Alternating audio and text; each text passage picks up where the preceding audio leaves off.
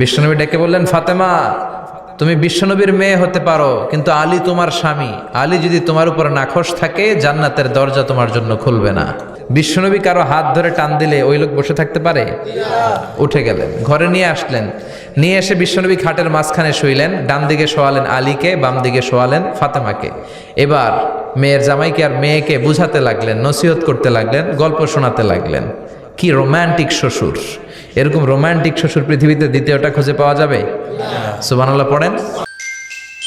Islamic life, জীবন গড়ুন কোরআন সুন্নাহর আলোকে। বিশ্বনবীও কিন্তু collection করতেন। বিশ্বনবী ঈদের নামাজের পরে মহিলাদেরকে বললেন, তাসাদ্দাকনা, মদিনার মহিলারা তোমরা বেশি বেশি দান খরচ করো, কারণ মেরাজের রাতে আমি দেখেছি পুরুষদের চেয়ে তোমরা নারীরা বেশি জাহান্নামী। নারীরা বলল, কেন রাসূল, আমরা জাহান্নামী কেন, আমগো দোষ কি? বিশ্বনবী বললেন, দুই কারণে। তুকসিরনা লাআনা, তোমরা বেশি বেশি মহিলাদেরকে লানত দাও। রেগে গেলে নারীরা বলে, হেতের উপরে আল্লাহর ঠেড়া হইতো, হেতের উপরে আল্লাহর গজব হইতো, বলে না? তো এক নারী আরেক নারীকে এরকম গালি দাও, ভর্ৎসনা করো, লানত দাও, এটা এক কারণ। আরেক হচ্ছে তাকফুরনাল আশিরা, তোমরা স্বামীর নাশুকরি করো। মায়েরা, বোনেরা, যাদের কানে আমার মাইকের আওয়াজ যায়, স্বামীর নাশুকরি করবেন না, এটা বড় কবিরা গুনাহ। আপনি অনেক আল্লাহর ওলি হতে পারেন, নামাজি হতে পারেন, কিন্তু আপনার স্বামী যদি আপনার উপর নাখোশ থাকে, জান্নাতের দরজা আপনার জন্য খুলবে না। বিশ্বনবী ফাতেমারে বললেন, ফাতেমা আলী কোথায়? ফাতেমা বলল, আপনার জামাই আলী আমার সাথে ঝগড়া করে বাইরে গেছে। বিশ্বনবীর চেহারাটা আগুনের গোলার মতো লাল হয়ে গেল। বিশ্বনবী ডেকে বললেন, ফাতেমা তুমি বিশ্বনবীর মেয়ে হতে পারো, কিন্তু আলী তোমার স্বামী। আলী যদি তোমার উপর নাখোশ থাকে, জান্নাতের দরজা তোমার জন্য খুলবে না। কোথায় গেছে আলী, কোথায়? বললেন যে মসজিদে নববীতে গেছে। বিশ্বনবী যে দেখলেন বালির উপরে আলী শুয়ে আছে। বিশ্বনবী মজা করে ডাক দিলেন, ইয়া আবা তোরাব। তোরাব অর্থ বালি, তোরাব মানে কি? বিশ্বনবী ডাক দিলেন, ইয়া আবা তোরাব, মানে হে বালির বাবা আলী, ওঠো। এখন আলী ওঠে না, রাগ করে আসছে। বিশ্বনবী এদিক দিয়ে তাকায়, আলী ওইদিকে তাকায়। বিশ্বনবী ওদিকে আসলে আলী এদিকে তাকায়, মনে মনে কয় এতক্ষণ আপনার মাইয়াই গুতাইছে, এখন আপনি গুতাইতেছেন। বিশ্বনবী যাই বলল, আলী রাগ করো না, ওঠো, তুমি আমার চাচাতো ভাই, আমার ঘরেই তো তুমি মানুষ হয়েছো। ঘাপটি মেরে হাতটা ধরে টান দিলেন। সাইয়েদনা আলী উঠতে বাধ্য হলেন। বিশ্বনবী কারো হাত ধরে টান দিলে ওই লোক বসে থাকতে পারে? উঠে গেলেন, ঘরে নিয়ে আসলেন। নিয়ে এসে বিশ্বনবী খাটের মাঝখানে শুইলেন। ডান দিকে শোয়ালেন আলীকে, বাম দিকে শোয়ালেন ফাতেমাকে।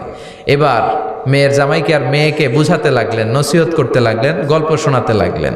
কি রোমান্টিক শ্বশুর! এরকম রোমান্টিক শ্বশুর পৃথিবীতে দ্বিতীয়টা খুঁজে পাওয়া যাবে? সুবহানাল্লাহ পড়েন। বিশ্বনবীর কাজই ছিল ঝগড়া লাগলে এরকম মিলায়া দেওয়া। কি করা? মিলায়া দিবেন। সমাজে অনেকে আছে ঝগড়া লাগলে আরো লাগায়া দেয়, আছে না নাই? আগুন লাগলে কি দিয়ে নিবান? পানি ডালতে হয়, অনেকে তেল ডালে। কি ডালে? তো আগুন আরো জ্বলে ওঠে। বিশ্বনবী বললেন, না, খবরদার, ইসলাহু যাতিল বাইন, মিলায় দিবেন। স্বামী স্ত্রীর ঝগড়া মিলায় দেন, ভাইয়ে ভাইয়ে কোপাকুপি মিলায় দেন, এলাকায় এলাকায় গ্রামে গ্রামে মারামারি না লাগাইয়া মিলায় দেন। জান্নাতে আপনার ঘরটারে বড় করে দিবে কে? আল্লাহ। বিশ্বনবীর কাজ ছিল মিলায়া দেয়া। বিশ্বনবী মক্কা থেকে মদিনায় হিজরতের আগে মদিনায় দুইটা গোত্র ছিল। এই গোত্রের মধ্যে 120 বছর ধরে মারামারি। কয় বছর? 120।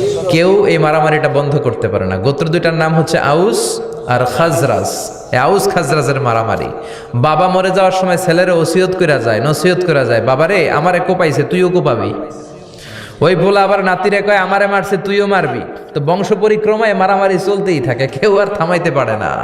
বিশ্বনবী মক্কা থেকে মদিনায় হিজরত করতে এসে মদিনায় বাসাবাড়ি করে 7 দিনের মাথায় 120 বছরের মারামারি থামায় দিলেন। কি নবী ছিল! মিলায় দিতেন। ফাসলিহু বাইনা আখাওয়াইকুম, ভাইয়ে ভাইয়ে মারামারি লাগলে মিলায় দাও। স্বামী স্ত্রীর ঝগড়া হলে মিলায়ে দিবেন। এজন্য মায়েরা, বোনেরা, বিশ্বনবী বলেছেন তাকফুরনাল আশিরা, মেয়েদের সবচেয়ে বড় একটা সমস্যা হচ্ছে স্বামীর নাশুকরি করে। স্বামী দিতে পারলে ভালো, দিতে না পারলে কয় তুমি আমার জীবনে কিচ্ছু দাও নাই। এরকম আছে না নাই? স্বামী আর স্ত্রী বানায় যেজন মিস্ত্রি, সে বড় আজব কারিগর। ঠিক কিনা? এজন্য এই সম্পর্কটা সাইয়েদনা আদম আর হাওয়া থেকে শুরু হয়েছে। কিয়ামত পর্যন্ত স্বামী আর স্ত্রীর এই সম্পর্কের মাধ্যমে গোটা বিশ্বটারে জারি রেখে দিয়েছে কে? তো এই জন্য নারীদের জন্য জান্নাতে যাওয়া সহজ। তারা যদি কিছু প্রসিডিউর মেনটেন করে, বিশ্বনবী বললেন কোন নারী যদি 4টা কাজ করে ওই নারীর জন্য 8টা জান্নাতের দরজা খুলে দিবে কে?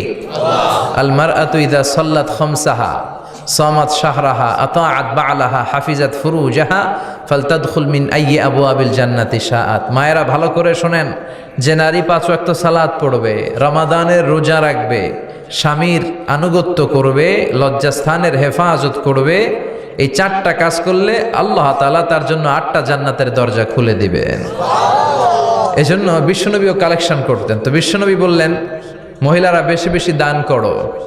এই কথা শোনার পরে মহিলারা দান করা শুরু করলো। কেউ নাকের ফুল, কেউ কানের দুল, কেউ হাতের বালা, কেউ পায়ের নুপুর, কেউ গলার চেইন বিশ্বনবীর হাতে জেহাদের জন্য দান করতে শুরু করলেন। বিশ্বনবীর হাত কয়টা? একটা বলে 2টা। তো 2 হাতে বিশ্বনবী আর কয়টা নেবেন? আর নিতে পারে না। বেলালরে বললেন, বেলাল তোমার চাদরটা নিয়ে আস।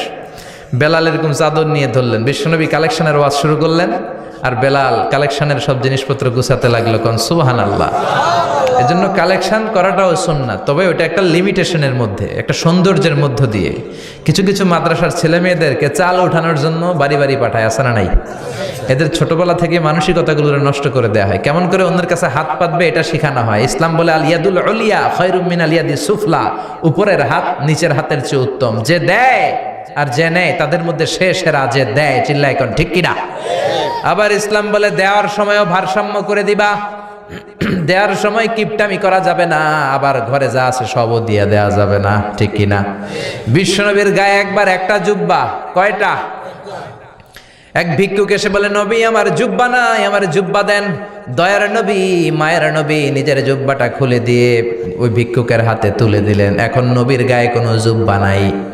বিশ্বনবী এখন ঘর থেকে বেরোতে পারে না। সাহাবারা এসে ঘরে নক করে, বিশ্বনবী বেরোতে পারে না। আল্লাহ আয়াত নাজিল করলেন, ওয়াল্লাযীনা ইযা আনফাকু লাম ইউসরিফু ওয়া লাম ইয়াকতুরু ওয়া কানা বাইনা যালিকা কওয়ামা। মুমিন বান্দাদের গুণাবলী যখন দান করে কিপটামি করবে না, আবার অপচয়ও করবে না। এই আয়াত দিয়ে আল্লাহ বুঝাতে চাইলেন, নবীরে ধমক দিলেন, ও নবী 2টা জামা থাকলে একটা দিতেন, 3টা থাকলে একটা দিতেন, একটা যখন ছিল এইটা দিলেন কেন? এখন নিজে পড়বেন কি? সুবহানাল্লাহ কইবেন না? ইসলাম তো ব্যালেন্সড রে ভাই, ইসলাম ভারসাম্যপূর্ণ। ইসলামের সব বিধানগুলো আপনার সাথে স্যুট করবে, ম্যাচ করবে, এটা জীবন ঘনিষ্ঠ। ইসলামে এমন কোনো বিধান দেয়া হয় নাই যেটা আপনার খারাপ লাগবে। অন্যান্য সব ধর্মের প্রতি শ্রদ্ধা রেখেই বলি, আমার ইসলাম যে আহকাম আমাদেরকে দিয়েছে এরকম বিধান কোনো ধর্মের ভেতরে নাই। চিল্লা এখন ঠিক কিনা? হিন্দু ভাইদের প্রতি আমি শ্রদ্ধা রাখি, কারণ অনেক হিন্দু আমার মাহফিলে এসে কথা শুনে। হিন্দু ধর্মের একটা নিয়ম ছিল সতীদাহ প্রথা। স্বামী মারা গেলে ওয়াইফকেও স্বামীর সাথে বেঁধে আগুন দিয়ে জ্বালায় দাও, ছিল না নিয়মটা? রাজা রামমোহন রায় এসে এটা উঠায় দিল। হিন্দু ধর্মের একটা নিয়ম আছে, গরুর পেশাব খাওয়া লাগে, গরুর পেশাব খেতে হয়। আমরা কি পেশাব খামো গরুর? 1 কোটি টাকা দিলে? 2 কোটি? 5 কোটি? না, এটা আমাদের রুচিতে হবে না। কি সুন্দর, আমাদের রুচিতে বাদে এমন কোন নিয়ম আল্লাহ দেয় নাই। সুবহানাল্লাহ। আবার আমাদের সেলফ ডিমান্ড, আমাদের ডিজায়ার, আমাদের চাহিদা, আমাদের মননশীলতাকেও ইসলাম গুরুত্ব দিয়েছে। বিশ্বনবী বললেন, ইদা জা আল ইশা ওয়াল আশা মান ফাকদ্দিমুল আশা ক্বাবলা আল ইশা। ইসলামে রাতের নামাজকে বলে এশা, রাতের নামাজকে কি বলে? আর রাতের খাবারকে বলে আশা, কি বলে? ইসলাম বলে এশা আর আশা 2টা যদি একসাথে আসে, এশার নামাজ রাখো, আগে আশা খাইয়া লও। সুবহানাল্লাহ। এশারও আজান হচ্ছে, গরম গরম বিরিয়ানি চলে আসছে, কি করবেন? আগে বিরিয়ানি খেয়ে নেবেন, আগে পেটটারে ঠান্ডা করবেন। তা না হলে বিরিয়ানির প্যাকেট রেখে দিয়ে যদি নামাজ পড়েন, নামাজের মধ্যে বিরিয়ানির চিন্তা আছে না নাই? সুবহানাল্লাহ কইবেন না? কি সুন্দর ইসলাম। ইদা জা আল আশা ওয়াল ইশা ফাকদ্দিমুল আশা ক্বাবলা আল ইশা। চিল্লায় পড়েন সুবহানাল্লাহ। এজন্য ইসলাম আছে যেখানে আমরা আছি, কোরআন আছে যেখানে আমরা আছি।